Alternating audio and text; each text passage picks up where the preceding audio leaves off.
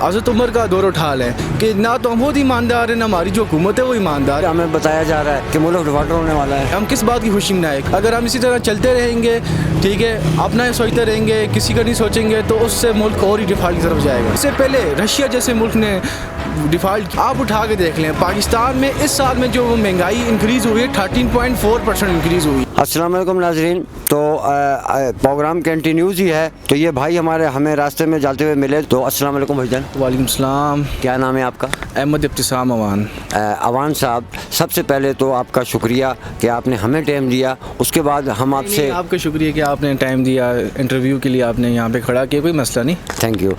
ہم اس پر بات کرنے جا رہے ہیں اوان صاحب کہ 2023 کی آمد ہوئی ہے اور 2022 کو الوداع کہا گیا ہے۔ جی جی۔ تو اس پر ہم نے پوری دنیا کی پوزیشن دیکھی ہے کہ لوگوں نے کروڑوں اربوں روپے کے پٹاخے پھٹائے، خوشیاں منائی، ان کے چہروں سے بھی پتہ لگ رہا تھا، ان کے لباس سے بھی پتہ لگ رہا تھا۔ تو ہمارا جو ایشیا کے اندر ہمارا جو مطلب پلس بھارت، پاکستان، کشمیر، تو یہاں کے لوگوں کے چہروں پر وہ خوشی، وہ رنگ نہیں نظر آ رہے ہیں۔ اس کی آپ مین ریزن بتائیں۔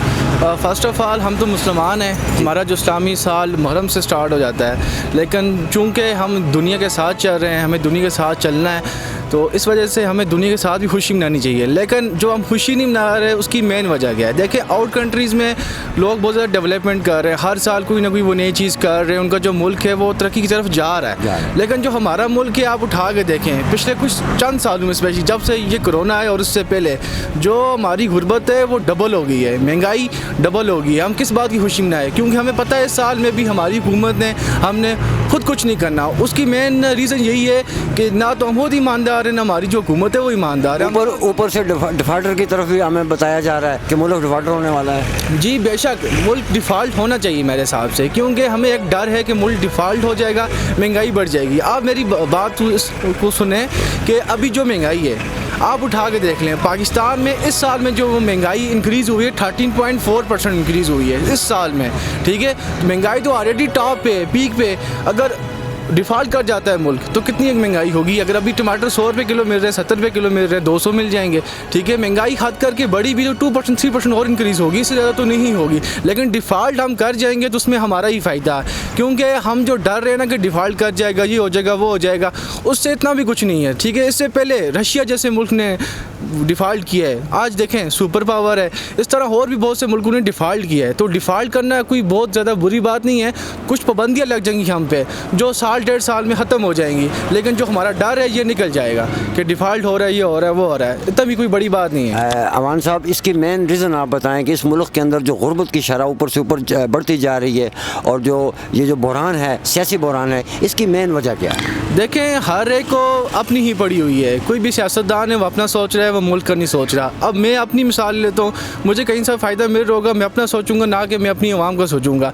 ہر ایک کو اپنے فائدے کی پڑی، اس وجہ سے یہ ہو رہا ہے کہ جو ہمارا ملک ہے بحران کی طرف جا رہا ہے۔ اگر ہم ایز اے لیڈر سوچیں، کچھ بھی سوچیں کہ ہم نے یہ کام کریں گے تو اس سے ہمارے ملک پہ کیا افیکٹ ہوگا، تو تب ہی ہم اپنے ملک کو ترقی کی طرف لے کے جا سکتے ہیں۔ اگر ہم اسی طرح چلتے رہیں گے، ٹھیک ہے، اپنا سوچتے رہیں گے، کسی کا نہیں سوچیں گے، تو اس سے ملک اور ہی ڈیفالٹ کی طرف جائے گا۔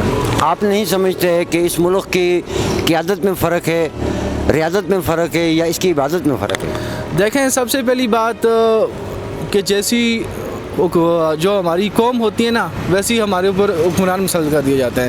تو جب تک ہم خود اپنے آپ کو سیدھا نہیں کریں گے نا، تب تک جو ہمارے حکمران ہیں نا وہ بھی ہمارے لیے کوئی بہتر کام نہیں کریں گے۔ حضرت عمر کا دور اٹھا لیں، اس طرح کے دور لانے کے لیے پہلے جو ہماری قوم ہے اس کو ایماندار بننا پڑے گا۔ جب ہم خود ایماندار ہوں گے نا، جو ہمارے اوپر حکمران مسلط ہوں گے وہ بھی ایماندار ہی ہوں گے۔ جب تک ایماندار کوئی بھی حکمران مسلط نہیں ہوں گے، تب تک ہمارا جو ملک اس طرح چلتا رہے گا۔ تو آپ کیا سمجھتے ہیں، ایماندار ہونے کے لیے نچلی سطح کے جو عوام ہے یہاں سے شروع ہوگا یا اوپر سے شروع ہوگا؟ دیکھیں، آج کا دور ایسا ہے کہ باپ اپنے بیٹے کی گارنٹی نہیں دے سکتا، اسی لیے ہر ایک کو چاہیے کہ وہ اپنی گارنٹی خود دے کہ میں جو کام کروں گا، جو بھی کام ہے میں اسلام کے مطابق کروں گا، میں ایمانداری سے کروں گا۔ جب ہر بندہ اپنی گارنٹی اٹھائے گا تو انشاءاللہ جو ہمارے حالات بہتر ہو جائیں گے۔ بہت مہربانی، بہت شکریہ آپ کا، تھینک یو ویری مچ۔